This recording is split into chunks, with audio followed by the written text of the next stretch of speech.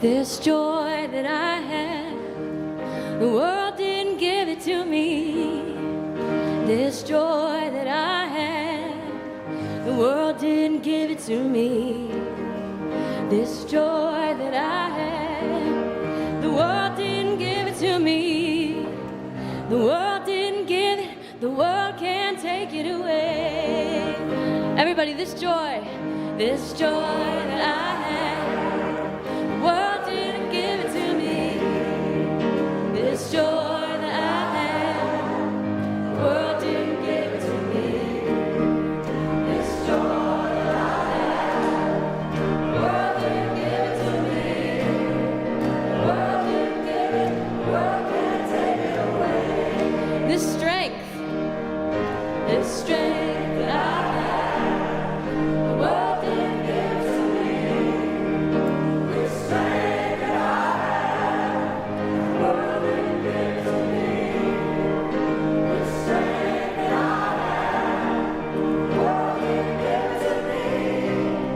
The world didn't give it, the world can't take it away. This love that I have, the world didn't give it to me. This love that I have, the world didn't give it to me.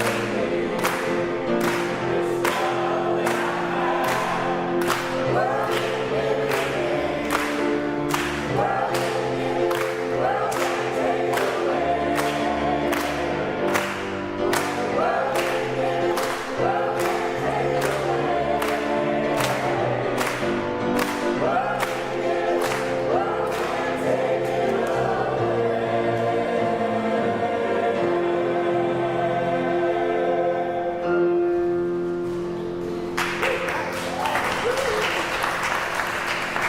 the world can't take it away. The world didn't give it, the world can't take it Good afternoon. Good afternoon. Well, that was much better. All right, I am the Reverend Micah C. Ma, and I am the interim minister here at the First Unitarian Congregational Society in Brooklyn. And I am so very pleased to welcome you to the Ordination of Dr. Yvonne C. Garrett.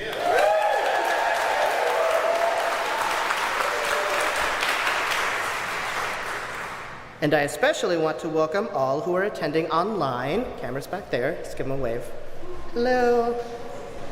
We're so glad you're here, and we acknowledge all those who we wish could be here today. May their memory be a blessing, especially today. Because today, we ordain Yvonne into Unitarian Universalist Ministry. Now, Unitarian Universalism is a pluralistic faith that draws wisdom from traditions all over the world, whose people are united by a set of shared values to work for a world in which all life can thrive. And in the tradition of Unitarian Universalism, our ministers are ordained not by a higher power, but by the people, the highest power of all. The congregation is the one that holds the power to call a minister out of their midst, and so that is what we are doing today. Now, before we get started, I want to be sure that everyone is comfortable. It is a very warm day. Don't forget to stay hydrated.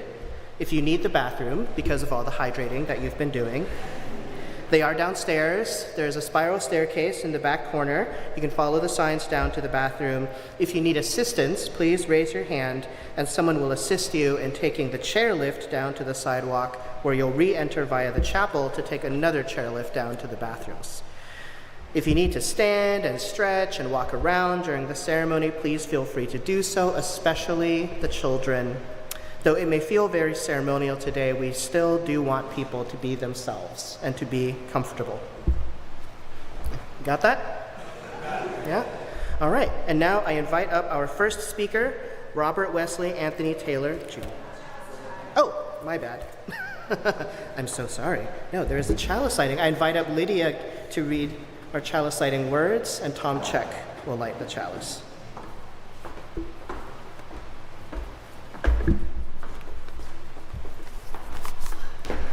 Good afternoon, everyone. I'm Lydia Garrett, the mom. A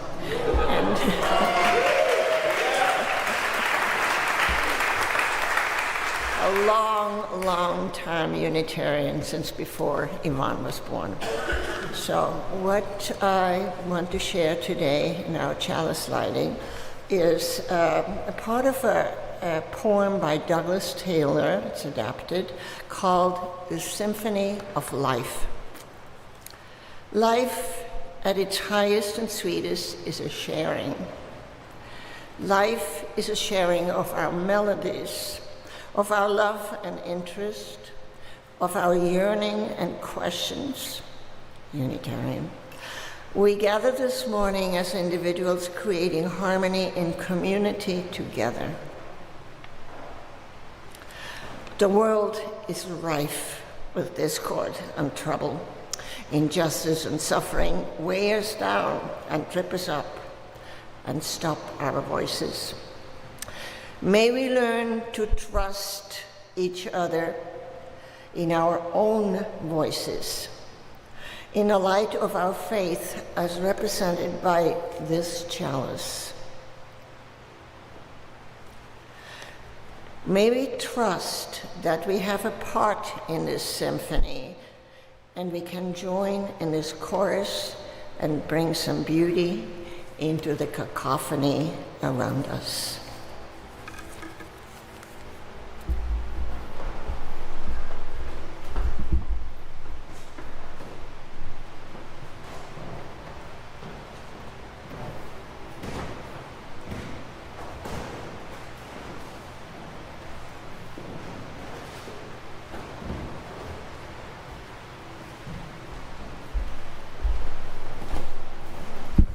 Pleasant good afternoon, everyone. How are you doing? Are we sure? Is good just the answer we do because we were told that we need to say we're good? How are we? Have we arrived? Are the folks online arriving? Can I invite us into a collective deep breath in through the nose? Deep audible exhale out. Allowing ourselves to rest even deeper into our chairs. Another deep breath. In. Even deeper. Slower, softer, continually arriving. Maybe a final one. Maybe the deepest breath of this moment. In through the nose, down through the throat, the chest, the belly. Deep, soft, edible exhale out. And then the room opens with a different sense of a sound. My name is Robert Taylor. It is lovely to be here with each of you. I agonized for a bit over what it is that I was going to share about Yvonne, and I kept waiting for some wisdom to drop, and the term steward kept coming to me time and time again. My tradition, the people that I come from are West Indian Baptist preachers, and so I am going to pull from some of that today to be able to offer you from my tradition our words. And my grandmother was the one who first taught me to stand, to speak. And she said that you have to go to the dictionary first. And so I found myself at Merriam-Webster, the only dictionary I'm allowed to recognize, for the definition of steward. And I went for one of the lesser conventional definitions, 4B. I really had to get down there. It says, steward is one appointed to supervise the provision and distribution of food and drink in an institution. When I think of Yvonne, I hear the word steward, a person called for a particular thing, but this person is appointed. This appointment that we have come here collectively to do today of this steward who before this moment has distributed food and drink to those in need brings me to another moment from the Christian New Testament, 2 Timothy chapter 2, verse 15. It's one of the verses that are read often in the non-denominational Protestant ordinations that I've attended. And I'm reading from the English Standard Version that says, "Do your best." But I also love the King James Version of it. "Study to shew yourself." Coming back to the English, a person to present yourself to God as one approved, a worker who has no need to be ashamed, rightly handling the word of truth. And so what is this truth that Yvonne handles?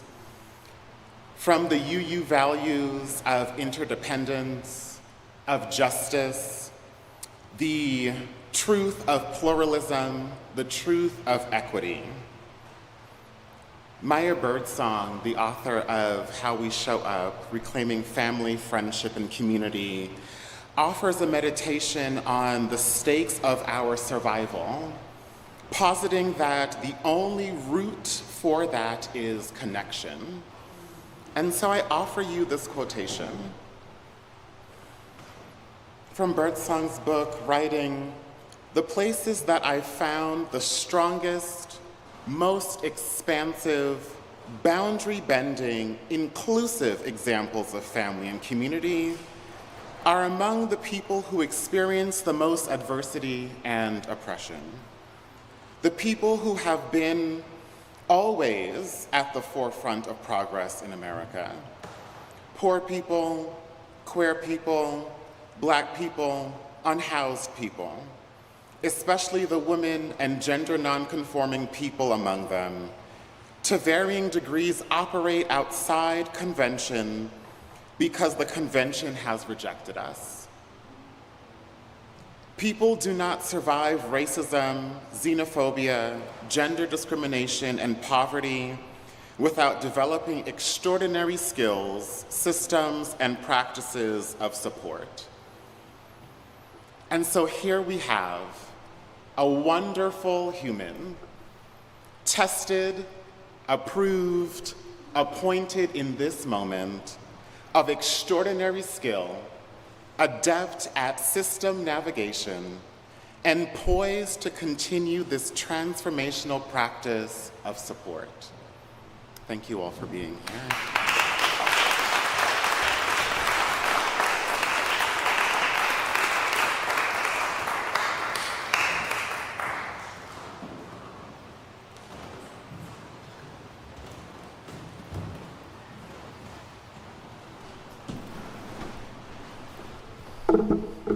See if I need this. Good afternoon. Earlier, you guys had a little more enthusiasm. Good afternoon. There you go.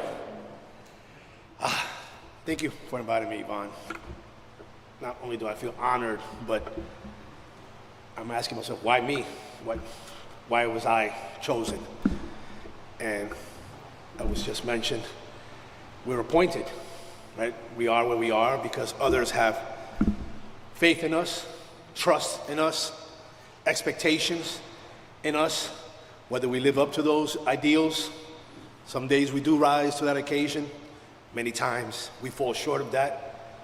But each time we rise up.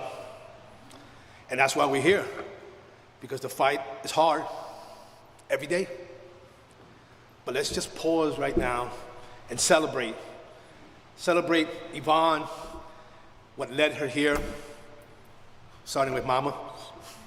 Thank you for raising a conscious person who makes sure that others are seen. And that's the first thing I thought of when Yvonne mentioned to me this wonderful event in this sacred place, that the work that she has always been doing is ministry. And I did my research as best as Google can tell me, and every other device out there, but it all comes to the same thing. What Yvonne has always been doing is what she's doing now. It will continue to do, to make sure that others are seen and heard, even when they are afraid to stand up, when they don't want to, as they should. She is there, shoulder to shoulder. And over the many years, and I'm not going to mention because too many, Yvonne has always made it a point whenever we've had our union meetings. Incidentally, I'm the president of the union that represents the workers over where Yvonne works at the new school. But she has always made it a point whenever we have our meetings, even amongst ourselves, with just our delegates, our shop stewards, but more so with our membership, that we take an opportunity to recognize everyone, to give everybody the grace, the opportunity to let them know that it's okay to feel how you feel. That's hard for me because I've been doing it so long and I'm so focused on trying to get to the solution, and I sometimes forget the humanity that's involved. And I thank you for always reminding me that we're dealing with people here and families. It's not just one person that's affected, it's their families every single day. So I thank you, Yvonne, for making me better at what I do and challenging me. And our shop stewards know that that happens. And I appreciate that.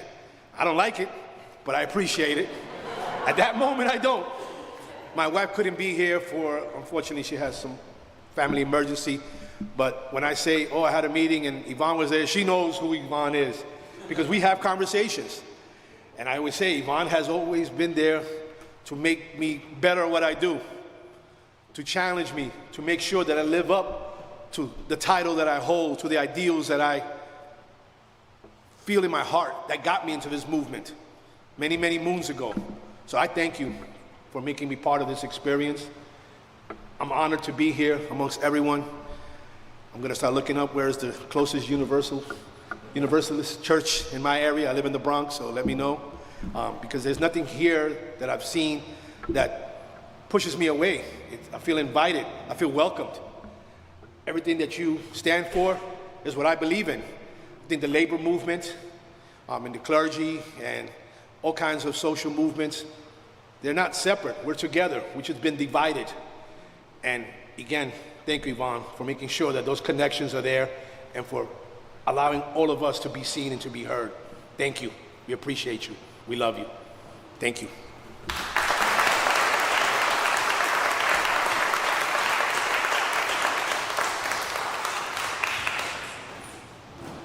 Okay, let's sing number 1021 in the Teal hymnal. Lean on Me, number 1021.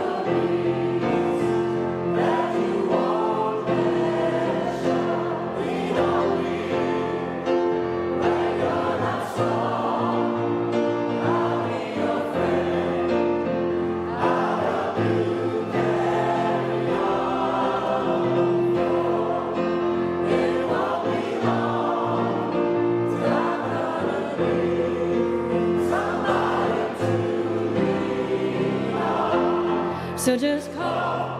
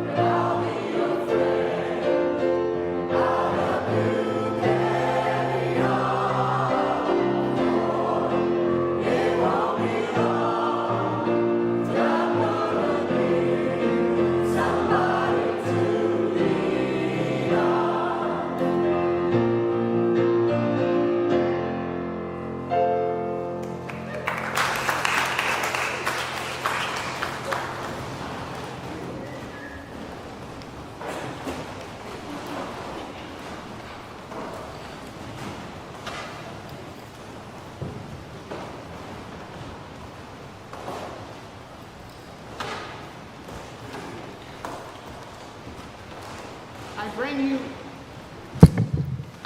you greetings from the great state of Minnesota and from the city of Minneapolis and our Unitarian Universalist congregations of the Twin Cities.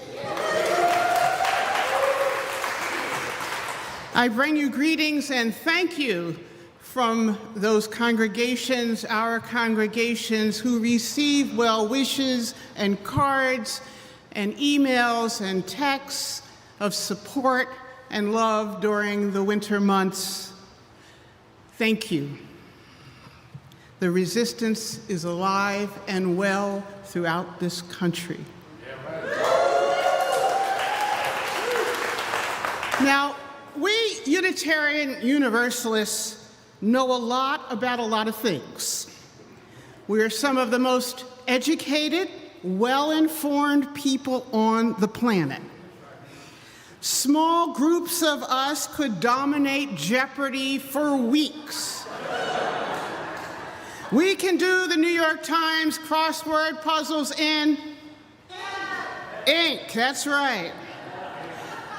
Some of us can explain process theology, composting regulations, and the finer points of Robert's rules before coffee hour ends.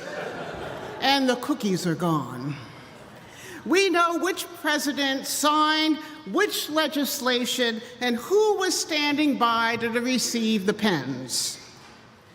During coffee hour, we can debate literary criticism while noticing textual inconsistencies, gluten-free options, and whether the hymn lyrics were inclusive enough in verse 3. We have been everywhere and seen everything, and when we come back from those faraway places, we bring little jars of water so everyone knows where we went at water communion. We are bright, accomplished, opinionated, and if we are honest, we are sometimes just a little too pleased with ourselves. When Unitarian Universalists learn about a topic, we let people know. We quote statistics. We cite footnotes from obscure journals of which there are only 50 copies. We share our views on social media with righteous indignation, multi-paragraph posts, and punctuation so precise it could qualify for continuing education credit. And when we learn about injustice, we are horrified. We are outraged. We wave our fist. We form task force. We organize forums. We create sign-up sheets, shared drives, emergency meetings, signal chats, follow-up meetings, and occasionally a subcommittee to decide whether the first committee has a covenant.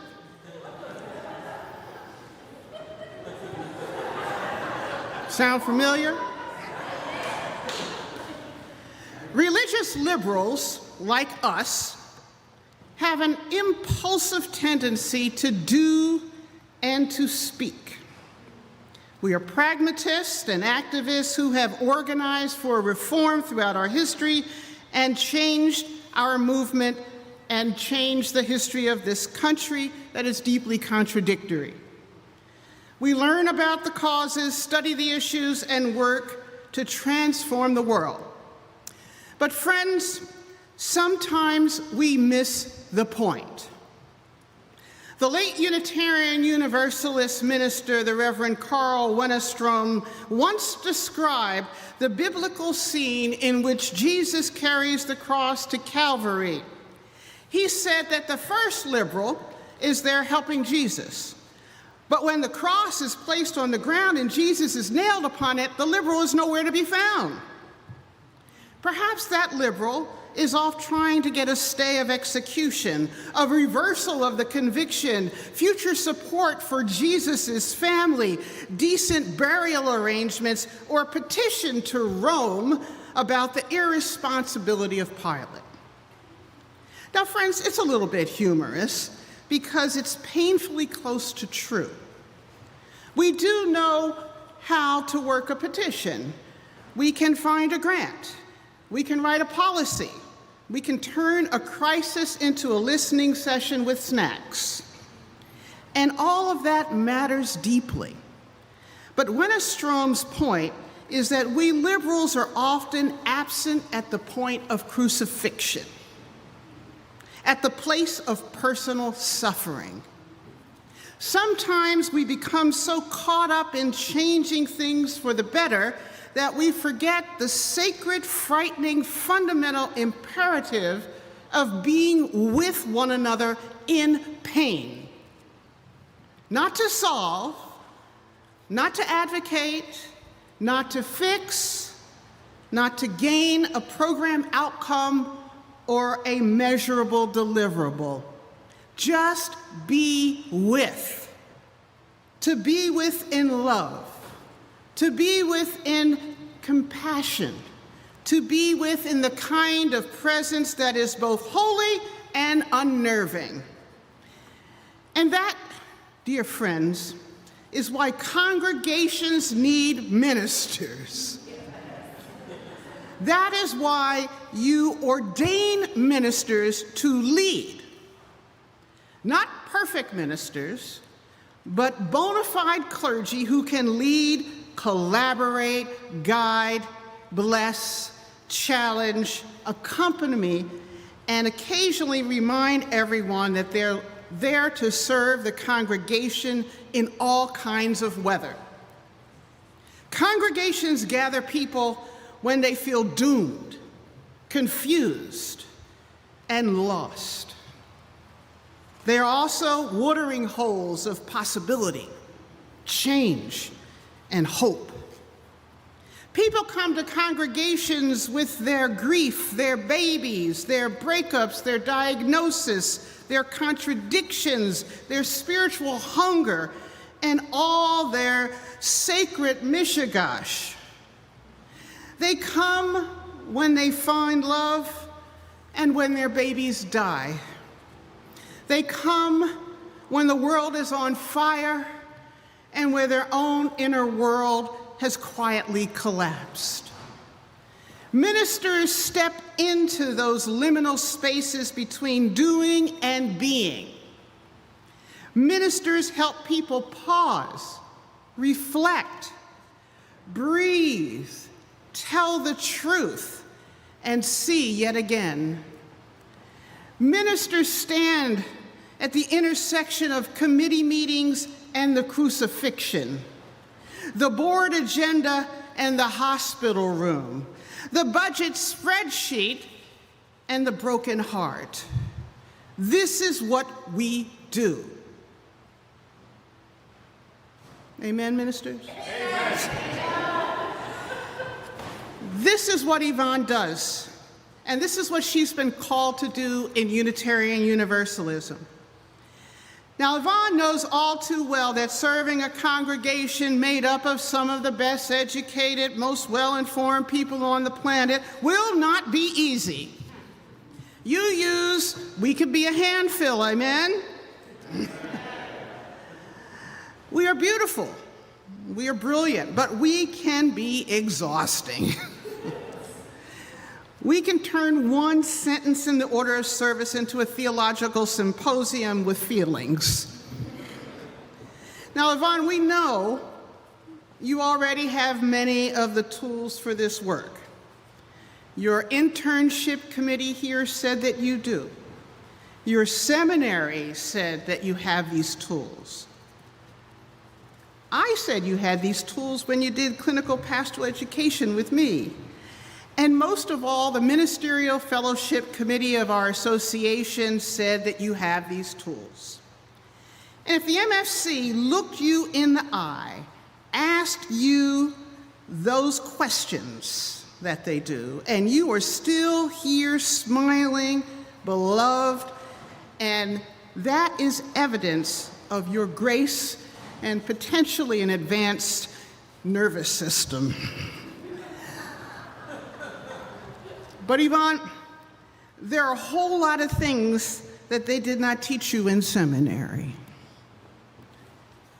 They did not teach you how to set up a 501c3 in seminary, or balance a budget, or manage antagonists in the congregation, or interpret a mysterious line item from 2015, or explain why the copier is both a blessing and possessed by a demon.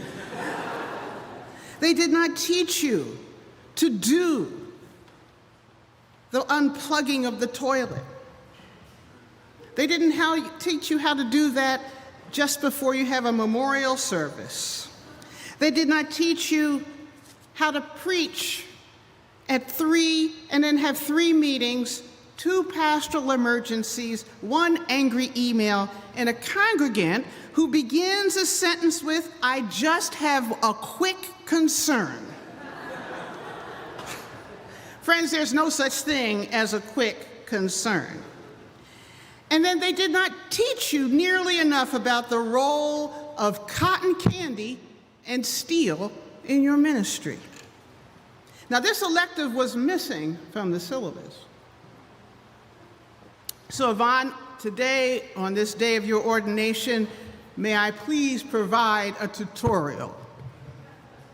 I want you all to come with me for just a minute and think about those summer carnivals that we used to go to. Take a deep breath and remember the smell of popcorn, sugar, the hot pavement. And then you see that whirling machine and the long line of excited kids waiting for pink or blue cotton candy. That confection can transport you to a world of ethereal beauty and profound emotion very quickly.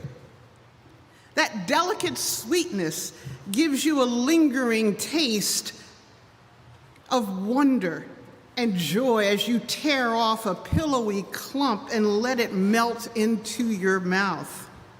You don't even have to chew it. You barely have to commit to it.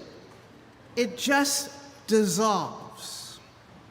And for a moment, it feels like happiness has been spun onto a paper cone. But within a few minutes, that great cloud of sweetness has disappeared into the air. Because that is what mostly it is, air. And enough sugar to make you feel good for a little while.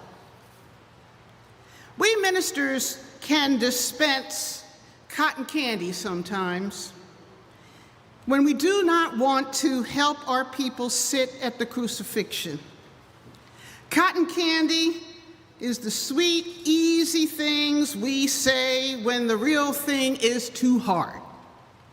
We hand it out in religion, in politics, in our social relationships, and in everyday conversation.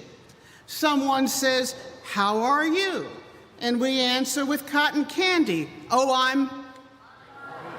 "No, you are not fine." You remember a couple years ago, Elmo, you know Elmo.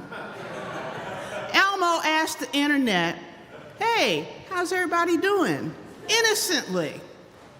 Within 24 hours, 185 million people responded, basically telling them that modern life has collapsed. 185 million. Yvonne, you will not be able to ignore the cotton candy that comes your way in congregational ministry, in any ministry.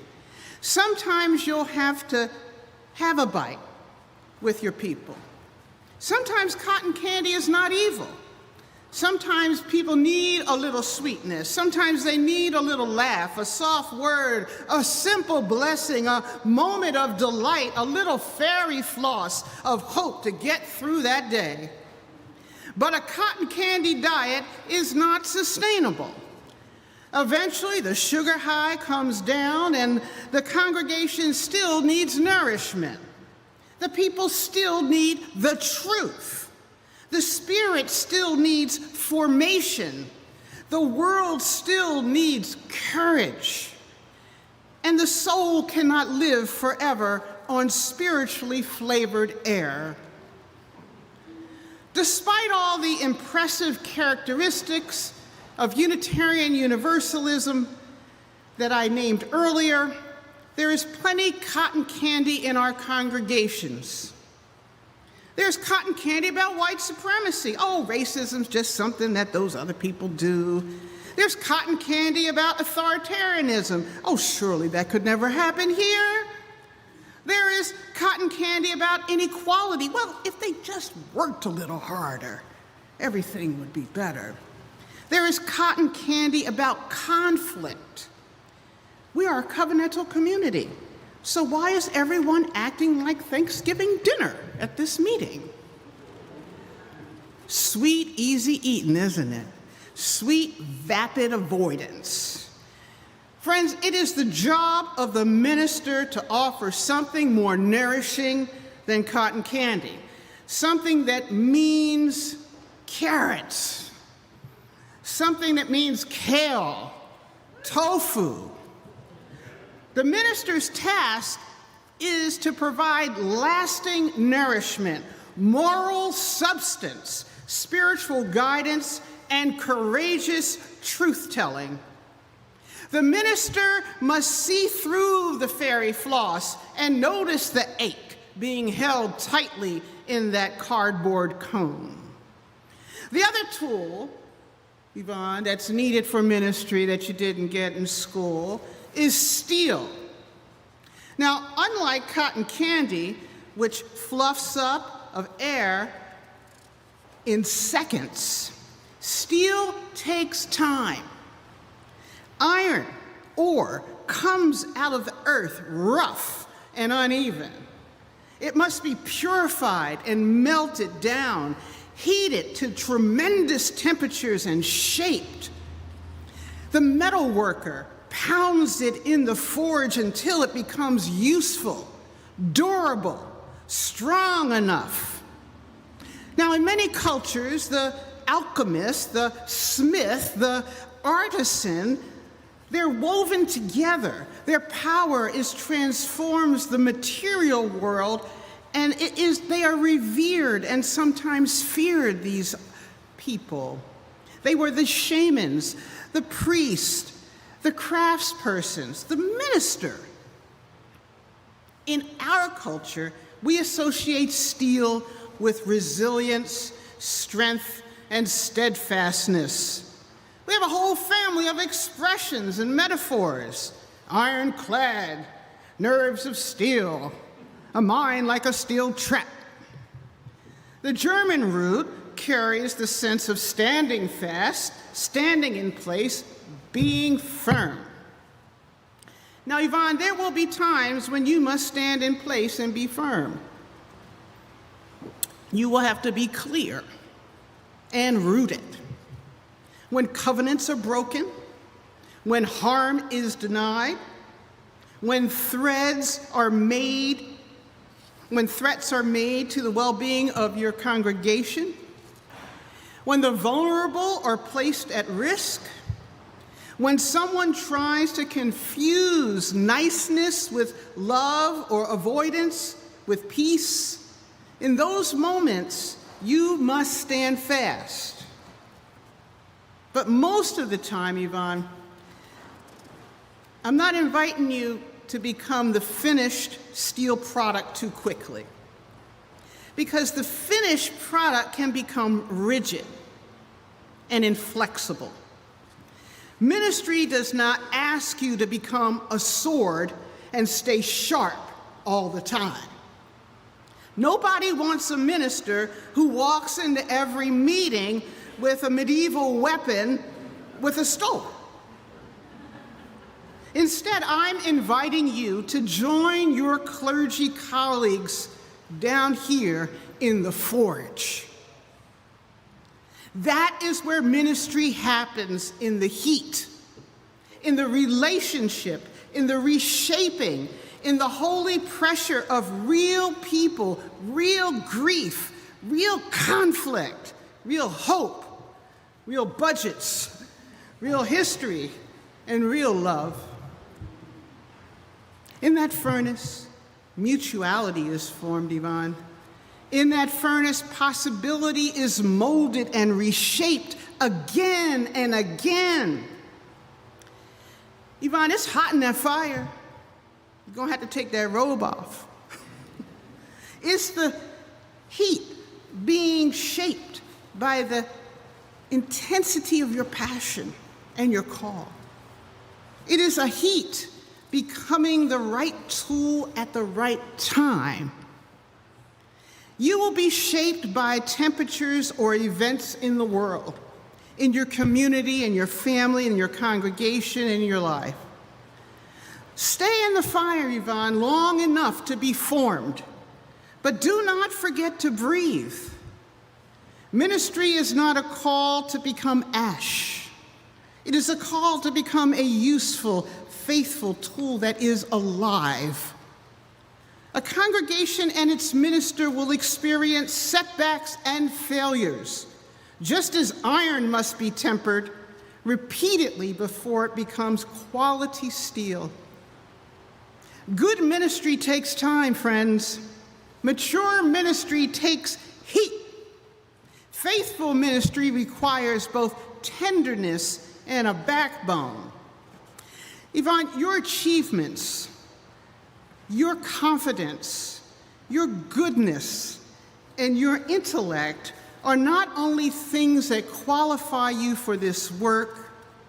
What also qualifies you is that you love the people. You love the people. You can share a little cotton candy with sweetness when it's needed. And you can let that steel rebar stabilize your spine and your gut when that long haul requires courage. But look around you today, Yvonne. Feel the spirit in this place right now. You can do hard things. I have watched you do hard things. Your call deepens today. It takes shape today in that hot forge of this ordination. To answer it, your response must be filled with conviction, energy, imagination, and yes, that core organ of our faith, which is love. You can do hard things, Yvonne. I've watched you do hard things. Remember that the prophetic and the pastoral minister is not afraid of the unknown. The prophetic inclination gives you an intuition that helps you penetrate the unknown and see beyond the present moment, not as a fortune teller, but as a visionary who can tell truth from falsehoods, courage from performance, love from sentimentality, and cotton candy from nourishment. Today, Yvonne, you become part of the fellowship of the unashamed, the unabashed, and unafraid world of female clergy badassery.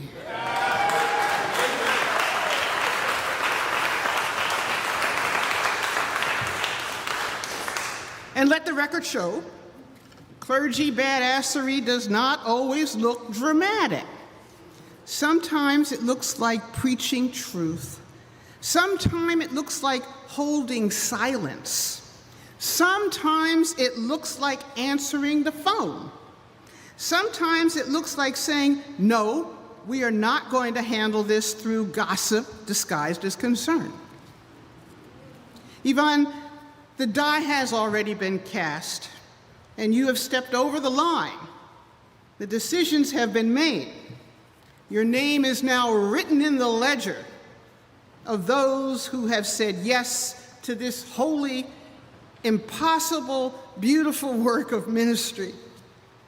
So when things get hard, when there is too much cotton candy, when the steel feels unyielding, and when the meeting has gone on too long and someone says, can we just circle back? Do not look back on this day with regret. Do not let up. Do not slow down. Do not back away from the call that has claimed you. You do not have to be right or recognized or regarded or rewarded. You now live by faith, and you walk in patience, and you pray with your whole life, and you labor in goodness. Yvonne, today you stand tall and unwavering. You cannot be bought, compromised, detoured, lured away, turned back, diluted, or delayed by either fairy floss or fire.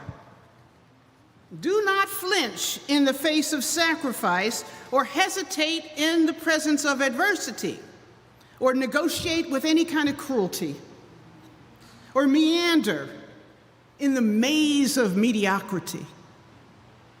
Do not.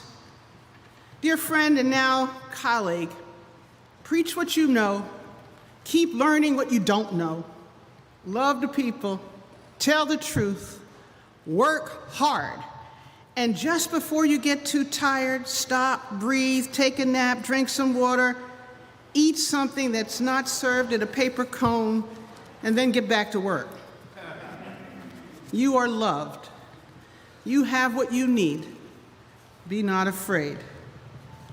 Rabbi Abraham Herschel reminded us that every little deed counts and every word has power.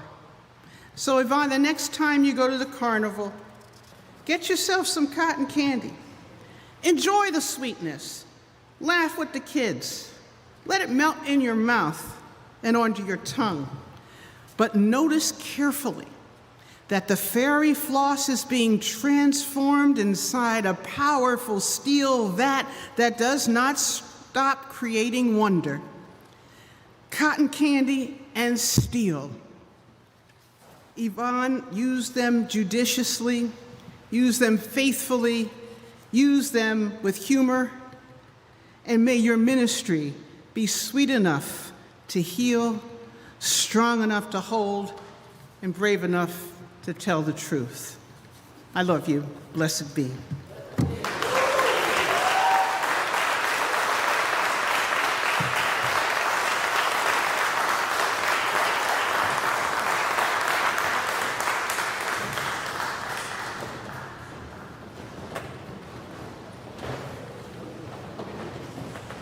Okay, let's sing number 131 in the gray hymnal. Love Will Guide Us, number 131.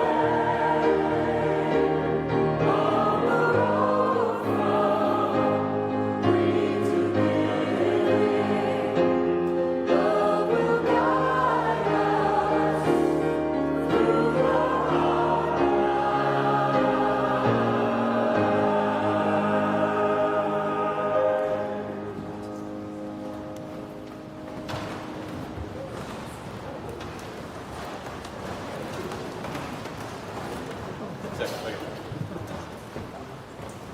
afternoon, everyone. My name is Tyrone Davis Jr. I use he, him pronouns, and I am the membership coordinator here at First Unitarian. A joyful, joyful congratulations to you, Yvonne.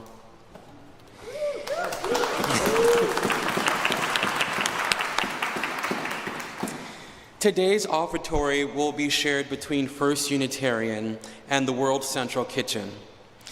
Founded in 2010 by Chef Jose Andres, World Central Kitchen is a nonprofit organization that is first to the front lines providing fresh meals in response to crises. Applying our model of quick action, leveraging local resources, and adapting in real time, World Central Kitchen has served more than 600 million nourishing meals around the world. We now receive your offering with gratitude. Feel free to join in singing number 118, This Little Light of Mine. 118.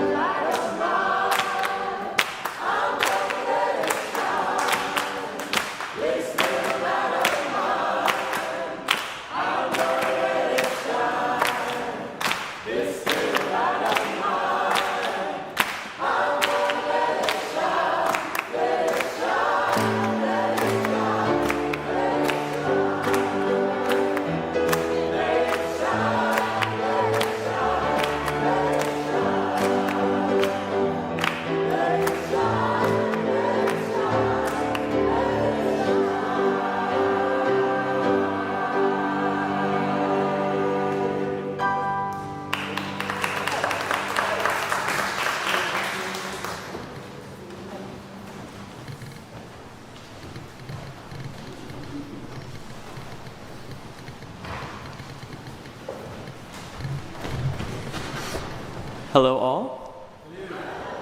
My name is Luke Messina, and I am a member of the Board of Trustees here at the First Unitarian Congregational Society in Brooklyn. It is so great to be here with all of you today. We will now begin the act of ordination. In the living tradition of Unitarian Universalism, the authority and privilege of ordaining ministers rests solely with the people of the congregation. It is a meaningful and joyous acknowledgement of our faith tradition when a congregation comes together to recognize someone who has answered the call to Unitarian Universalist Ministry. Yvonne, will you please come forward?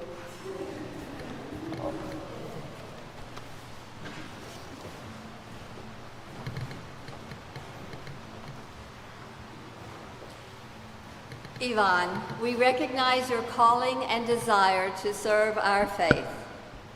During the 2 years of your internship, we have witnessed your dedication to our faith, your theological knowledge, your desire to support those in need, and your commitment to social justice. Don't make me cry. If you start, I'll start. Okay. We honor and value the recommendation of the Ministerial Fellowship Committee of the Unitarian Universalist Association, who welcomed you into preliminary fellowship this year. By the authority of a vote of the members of the board, we desire to ordain you into Unitarian Universalist Ministry.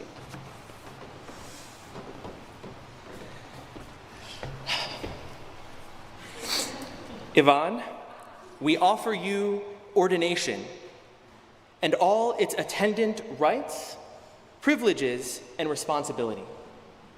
Among us and wherever you may be called to serve, we would have you preach the truth in love, minister to joys and sorrows alike, work for social justice transformation and collective liberation, nurture spiritual growth, lead our faith into the future, and embody in your life and values and principles of our faith. In our eyes and hearts, you are a minister. Today, we confirm your calling. Are you prepared to embark formally and fully upon the path of Unitarian Universalist Ministry? I am.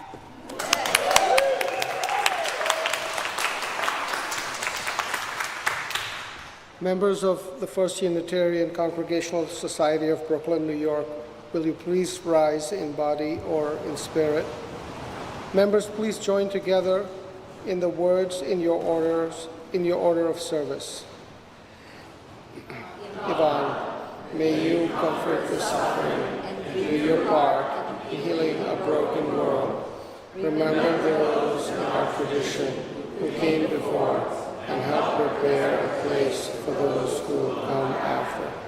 Keep an open and eager mind. Keep ready your loving heart. Speak the truth in love. Build the beloved community. Call your people to their best selves. Be an agent of transformation. Be ever mindful of your calling to lead, live, love, and serve with grace, mercy, strength, and humility. We, the members of the First Unitarian Congregational Society in Brooklyn, hereby ordain you, the Reverend Dr. Yvonne C. Garrett, into the Unitarian Universalist Ministry. And will Yvonne's friends and family please rise in body or spirit and join in speaking together the words printed in your order of service. We celebrate with you and enter into the spirit of your ordination, offering you our continued support and love.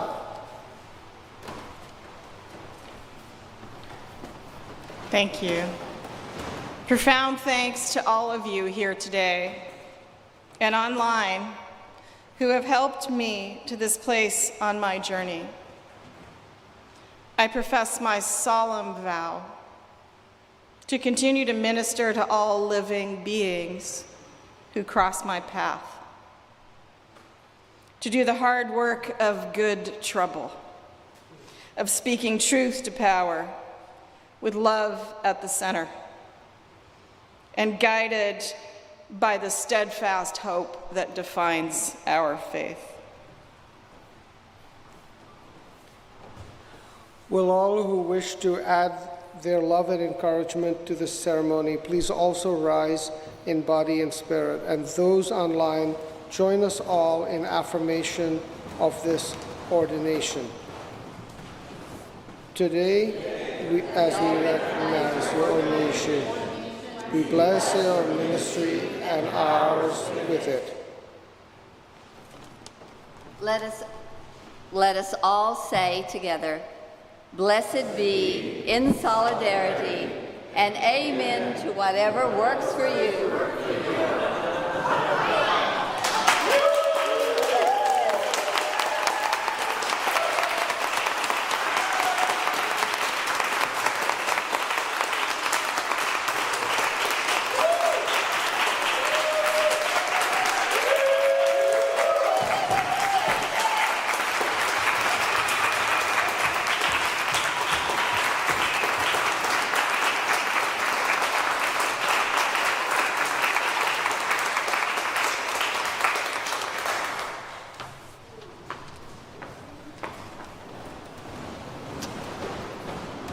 And now at this stage, it is tradition for the congregation to present the ordinand with some gifts. So I think let's do the shawl first.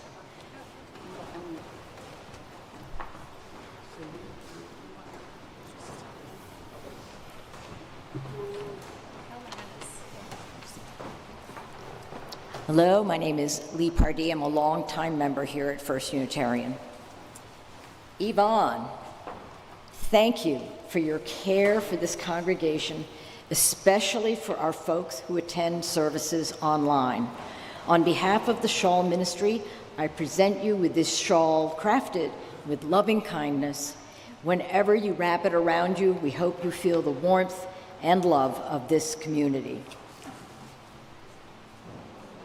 Nice one, Dave. Yeah, perfect day for this. This is needed more. Thank you so much. Yes, a perfect day for some extra warmth. And then my mom is And I understand Mom has some gifts. Yes, speak into the mic, Mom. Yvonne, you didn't want to see this before, but you asked a friend to make you a shawl. A stole? A stole. Yeah. And here it is. So, And look how she wrapped this. I'm sorry. How am I supposed to unwrap this? just slip it off.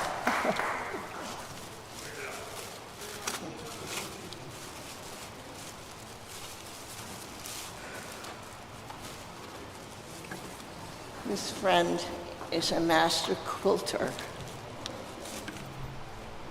And maybe she is online now. Sees it.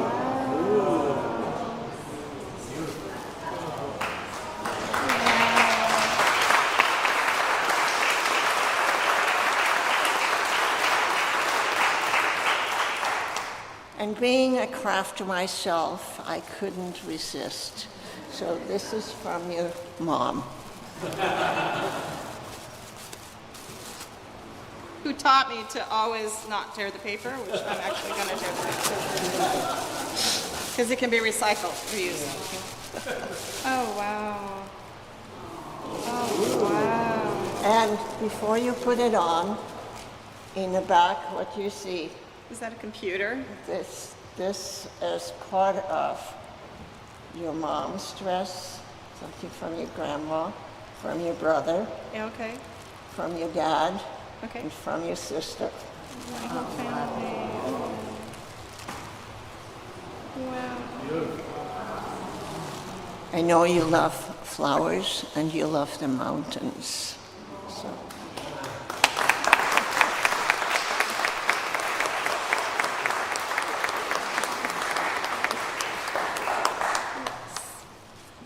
But wait, there's more. Is my mic on? Is my mic on? Mic in the front. Hello? Yes, okay, works. And from the congregation, there's yet another stole.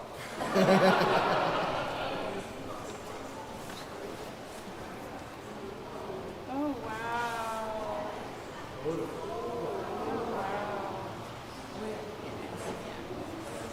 Oh, I did it backwards. Wow.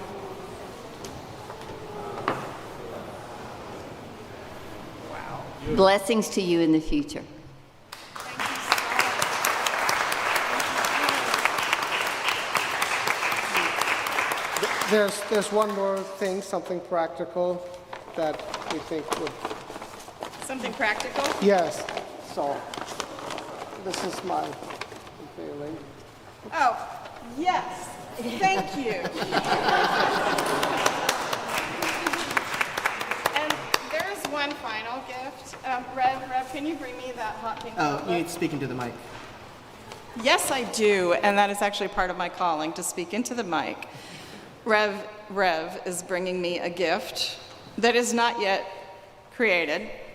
This hot pink notebook is going to be for a gift of the congregation here in Brooklyn, a guide to facilitating pastoral care and online worship via Zoom and other methods.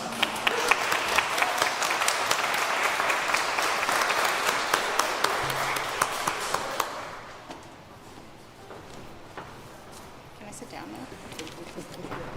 Not yet. Can't run away. Okay. Together now. Sure. Okay, I'm I think you're going to be here-ish.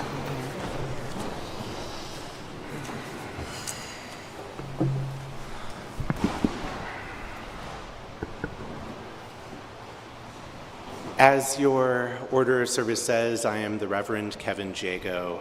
I was an intern here at Brooklyn. We were formed in the same forge for a time. And I'm honored to offer you this charge as you embark more formally on this path of ministry, which you have already been traveling. Today you take up the interwoven strands of our Unitarian, Universalist, and Unitarian Universalist traditions, along with the thread of humanism, into your ministry moving forward. Each of these and still more make up the tradition you help to create and transform through your vocation and within the congregations and gatherings of our people. This moment is one of abiding joy and celebration in community, and it is also a place to reflect on the responsibilities of the title of Reverend and the office of Minister. You will forever embody henceforth. My mentor, the Reverend Dr. Kendall Gibbons, who has held similar traditions as I and now you, charged me on my ordination day with these words. Like everyone here, I rejoice with you and with the congregation in this transformative moment, when the words we speak to one another create an enduring change in your life. But be not misled. This is only incidentally a celebration. At its ancient heart, this is a moment of sacrificial dedication, with only two possible outcomes. Either you carry the burden of these ideals to which you have just committed yourself, this mantle of ministry, faithfully unto death, every day of the rest of your life, whatever the cost, or you cast it aside in some crisis of dishonor and despair. And by that action, add your weight to the tragic cynicism and selfishness of this world. Do I have your attention? Yeah. This does not mean that we never make mistakes. In fact, to be imperfect in this public role is to demonstrate what it means to be human and to hold to our values all at once. To return to them and to relationship when things are challenging, and to remember what it is to hold to covenant and the work of repair as a practice of connection and community. Know that you do not know everything, though you know a lot, and yet you are called upon for your wisdom. Remember that you are not all-powerful, and yet hold power by your very presence as clergy in our society. Be not afraid to wield power in ethical ways. In these times, authentic leadership, power grounded in transparency and values, is needed as we witness what corrupt power creates when left unchecked. Returning to Reverend Gibbons, the intentional, strategic, and responsible use of power is at the heart of both institutional community building and the pursuit of prophetic change in this world. Be a steward of the past, the future, and the present. Continue to learn and teach the heritage of the several traditions in which we stand, the reasoned claims of the Enlightenment, the equal dignities of democracy, the justice achieved and yet demanded by the resistance against oppression, the free conscience and mutualities of humanism. Learn and teach also the painful legacy of our failures of justice, humility, and vision. Practice Sankofa, that the past may be a resource and a key to the future. It is also part of our shared vocation to look to the future and imagine worlds that have never been, societies shaped more deeply by our values, and people who have yet to arrive among us. While we are called to caution against injustice, we are just as called to offer hope for what could be. Cotton candy and steel, both. Be a mirror for this present moment too. Share your lived experiences and observations through Emerson's life, passed through the fire of thought, and hold life itself as sacred, as described by Zora Neale Hurston. Life as it is does not frighten me, since I have made my peace with the universe as I find it, and bow to its laws. The ever sleepless sea in its bed crying out, how long? To time. Million-formed and never motionless flame. The contemplation of these two aspects alone affords me sufficient food for thought for 10 spans of my expected lifetime. As we pause here in this threshold moment within this rite of passage, between where you have traveled and all you have experienced before ordination, and all that will unfold on your path moving forward past this moment, take a breath. As we breathe in, we are connected. As we breathe out, we are connected. That is the core of what it is to be alive. And reminding others of our breath is at the core of what it is to minister to another. I charge you, weave together the traditions that formed you. Remember the responsibilities of being a leader. Abide by the values we call forth in this world. Acknowledge your humanity and that of others. Be ever grounded in who you are. And breathe. So may it be.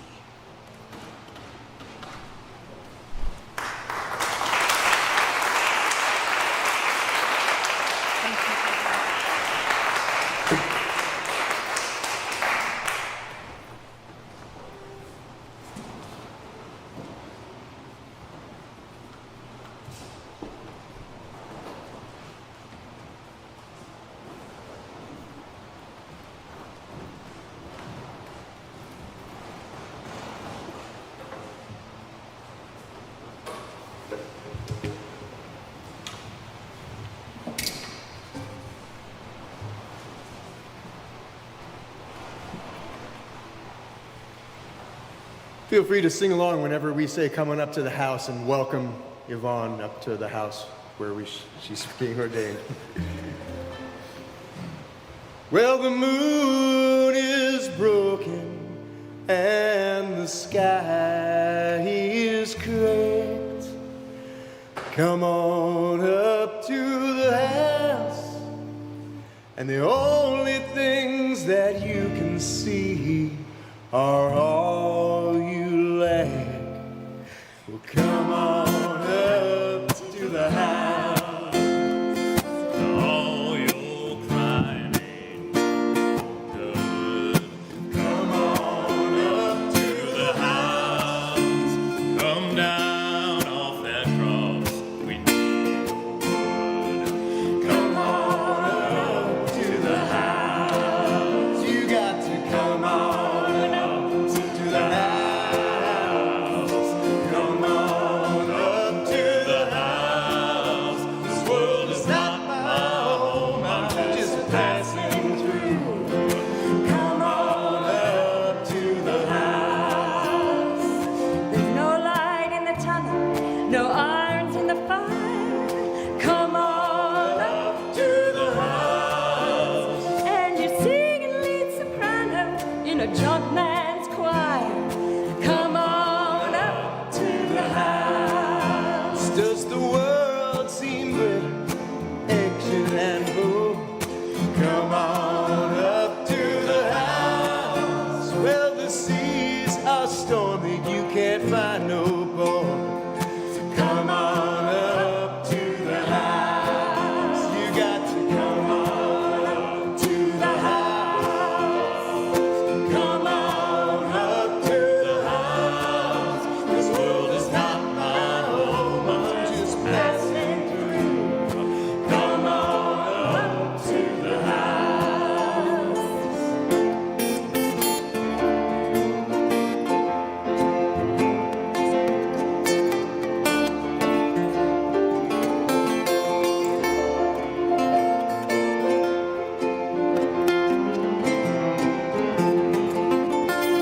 There's nothing in the world that you can do. Come on up To the house, you've been whipped by the forces that are inside you. Come on up to the house. Well, you're high on top of your mountain of woe. Come on up To the house. Well, you know you should surrender, but you just can't let go. Come on Up to the house. You got to come on up to the house. Come on up to the house. This world is not my home, I'm just passing through. Come on up to the house. Come on up to the house. Come on up to the house. This world is not my home, I'm just passing through. Come on up to the house. Come on up to the house.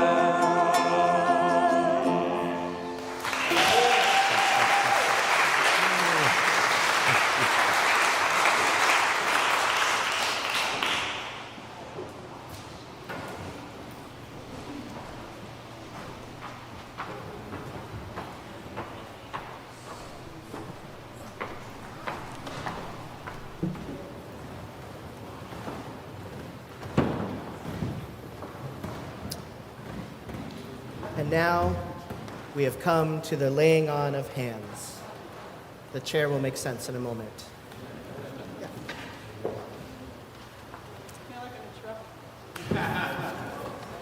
From the people come our authority as ministers, and so the people are the ones who lay on hands and confer upon Yvonne the strength, hope, and love that she needs for her ministry. So first, I invite forward Yvonne's family to come forward and lay on hands. Brother Don, friend Drew, and Mother Lydia. Come on up.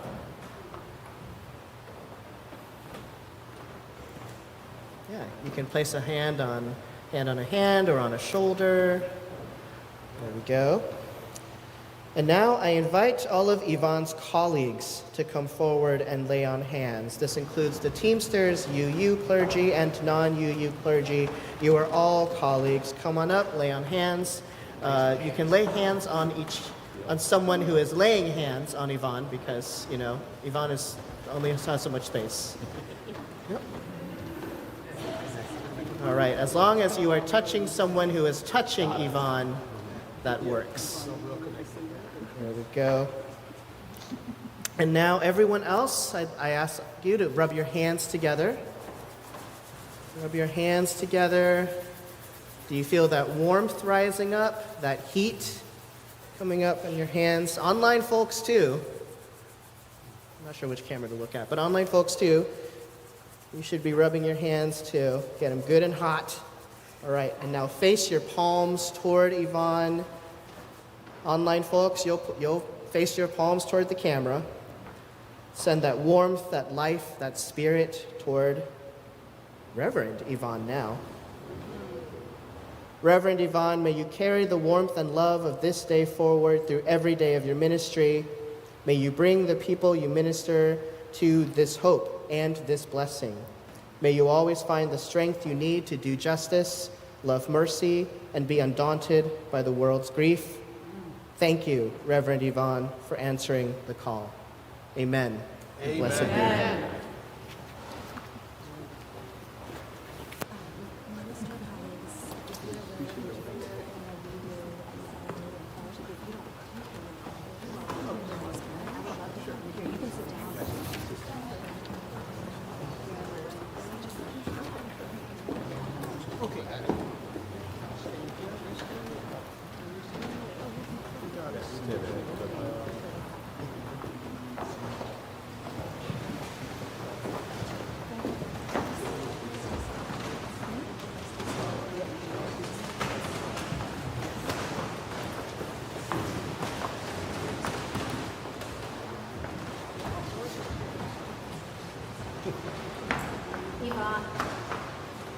Yvonne, a few moments ago, this congregation did the deliberate and sacred work that a free people of faith gathered in covenant are entrusted to do.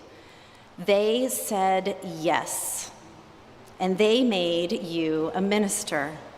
They did not ask permission from any authority higher than their own conscience and their love for this faith and this ministry.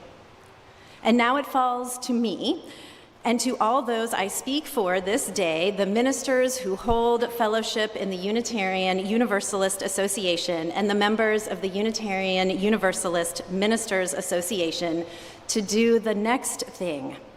We are here to tell you that you are not alone. From this day forward, you belong to a company of ministers far larger than this day. Behind you and ahead of you, some of us are here in this sanctuary with you. Some are far away, present with you across the miles, through screens and across distance, no less your colleagues for the space between us. We are bound to you now, and you to us by a covenant older than any of us, the simple promise to keep faith with one another and with the work. Welcome, colleague. We have been waiting for you. Ministry will ask more of you than you have. It will hand you joy you could not have invented, and it will hand you grief you did not choose. There will be mornings you feel held by something larger than yourself, and there will be nights you feel utterly alone in it. We have known both. That is part of why we are here. So hear our promise. When you are weary, we remind you why you began. When you grow too certain, we will tell you the truth. When you fail, and you will fail because you are human, and this work is more than any one person can carry, we will not leave you alone in it. We will celebrate you more than you celebrate yourself. We will call you back to covenant when you wander from it. This is what it means to be a colleague. Not that we agree, we will not. Not that we are alike, we are gloriously not. But that we have promised to hold one another across all our differences in service to something none of us can do alone. Just now, hands rested on you. Some belong to people who are here in the room, and some you have to imagine. The hands of every minister who came before you, who once arrived just where you are now, frightened and grateful and unsure that they were enough, and who went on anyway and did the work. You belong to that long line now. You carry what they carried, and one day you will lay your hands on someone newer than you and pass it on. So receive this welcome, Yvonne, the spirit of life, the love at the heart of this people, by whatever name you call holy, has brought you to this hour. Your colleagues are glad. Your colleagues are with you, and we will be with you still long after this day is over. Welcome to this calling, welcome to the work and to the love that called you to it.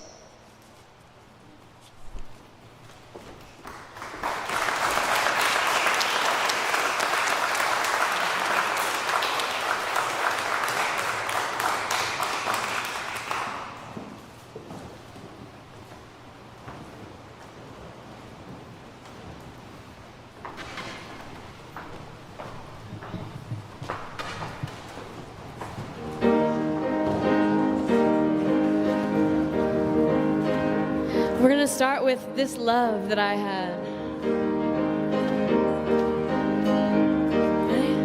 This love that I had, the world didn't give it to me. This love that I had, the Lord didn't give it to me. This love that I had, the world didn't give it to me. The world didn't give it, the world can't take it away. This pride that I have.